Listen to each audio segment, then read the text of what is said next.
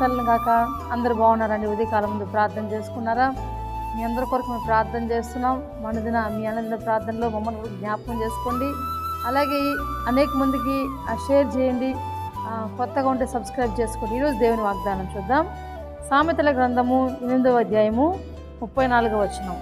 అనుదినము నా గడప యొద్ద కనిపెట్టుకొని, నా ద్వారబంధముల యొద్ద కాచుకొని, నా ఉపదేశము వినువారు ధన్యులు.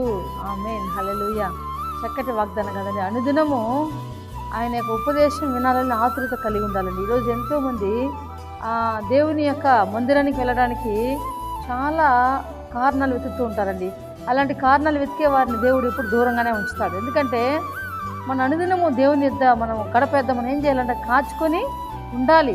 ఈరోజు దేవుని విశ్రాంతి దినం కాబట్టి ఎంతోమంది శ్రద్ధ కలిగి ఉన్నారేమో, దేవుని మందిరానికి త్వరగా వెళ్ళాలి, కుటుంబంతో సహా దేవుని ఆరాధించాలి అనుకుంటున్నారేమో. కానీ మీ జీవితాల్లో దేవుడు ఉన్నత స్థితికి మిమ్మల్ని తీసుకెళ్తాడండి. అంతేకాకుండా చూడండి, దేవుని వాక్యంలో ఒక మాట ఉంది. ఆయన ఉపదేశం ఏం చేయాలంట? వినాలంట. కాచుకొని ఆయన సన్నిధిలో కాచుకొని ఎప్పుడెప్పుడు దేవుని మందిరానికి వెళ్దామా, ఎప్పుడెప్పుడు ఆయన గడప పెద్ద కూర్చుందామా అని ఆశ కలిగి ఉండాలి. కొంతమంది జీవితాలు చూస్తామండి, ఒకరోజు చేస్తే 4 రోజులు ప్రార్థన చేయరు, 4 రోజులు ప్రార్థన చేస్తే 10 రోజులు ప్రార్థన చేయరు. చూడండి, వాళ్ళ జీవితం అందుకే వెనక్కి వెళ్తుందండి. కొన్ని అనుకుంటారు కానీ అవి జరగదు. కొన్ని ఎన్నో ప్లాన్స్ వేస్తారు కానీ ఆ ప్లాన్స్ అన్నీ ప్లాన్స్ అన్నీ విఫలమైపోతుందండి. కాబట్టి మన జీవితంలో ఏది అనుకున్నా, మనం మంచిది అనుకున్నా సక్సెస్ కావాలంటే దేవుని ఉపదేశాన్ని మనము శ్రద్ధగా వినాలి. అంతేకాకుండా కనిపెట్టుకొని ఆయన యొక్క సన్నిధికి రావడానికి కనిపెట్టుకొని జీవించాలి. ప్రతిరోజు వ్యక్తిగత ప్రార్థన చేసుకోవాలి. ఎందుకంటే ఎవరైనా కానీ ఆయన కుల మత భేదం లేని దేవుడు అండి. ఆయన ప్రతి మొరను వినే దేవుడు. అంతేకాకుండా ఎలాంటి వారు ప్రార్థన చేసినా ఆయన హృదయపూర్వకంగా వినే దేవుడు అండి. కాబట్టి ఈరోజు విశ్రాంతి దినాన ఎవరైతే నా ప్రియ బిడ్డలారా కనిపెట్టుకొని ఉండాలి.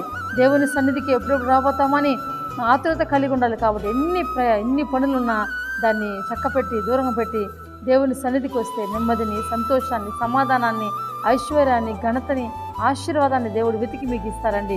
ప్రార్థన చేసుకుందాం. తండ్రి, నీకు వందనాలు ప్రభా. ఎంతోమంది నా ప్రభా ఈ ఉదయకాలం ముందు వాగ్దానం ఉంటున్న బిడ్డల్ని నీ కృపతో నింపండి అయ్యా, బలముతో నింపండి అయ్యా. నూతన సంవత్సరం, నూతన కార్యాలు వాళ్ళ జీవితంలో జరగాలి నా ప్రభా. అయినా తండ్రి, ఎందరైతేనైనా నీ ఉపదేశం వింటున్నారో, నీ యొక్క తండ్రి మందిర ద్వారం మీద ఉండడానికి ఇష్టపడుతున్నారో వాళ్ళ జీవితాల్లో నా ప్రభా అనేక ప్రశ్నలకు జవాబు దయచేయ నా ప్రభా. ఆయన ఎవరైతే డ్యూటీకి వెళ్తున్నారో, పని మూలంగా ఎంత బిజీగా ఉన్నారో వాళ్ళందరి జీవితాల్లో నా ప్రభా ఒక ఫలితాన్ని దయచేయను నా తండ్రి. ఇదిగో ఎవరైతే అనారోగ్యంతో ఉన్నారో స్వస్థపరచను నా ప్రభా. వివాహం కాని బిడ్డలకు వివాహం జరగాలనే సంవత్సరం నా ప్రభా. గర్భఫలని బిడ్డలు గర్భఫలం ఈ సంవత్సరం పొందుకోవాలి నా ప్రభా. ఏస్తున్నాములైనా తండ్రి, ఎవరైతే నా ప్రభా ఉద్యోగం లేకుండా తండ్రి ఇబ్బంది పడుతున్నారో ఎవరిని బిడ్డల జీవితాల్లో గొప్ప కార్యాలు జరగాలైనా తండ్రి, ప్రతి కుటుంబంలో అవసరత తీర్చండి. ఎవరైతే కష్టాల్లో, బాధలో, వేదనలో, ఆర్థిక సమస్యలతో ఉన్నారో వారి జీవితంలో గొప్ప కార్యాలు జరిగించి వారికి ఏం అవసరమో దయచేయండి నా ప్రభా. ఈరోజు బర్త్డే, మ్యారేజ్ చేసుకుని ప్రతి బిడ్డలు దీవించమని యేసు నామములో ప్రార్థన చేస్తున్నాం తండ్రి. ఆమేన్.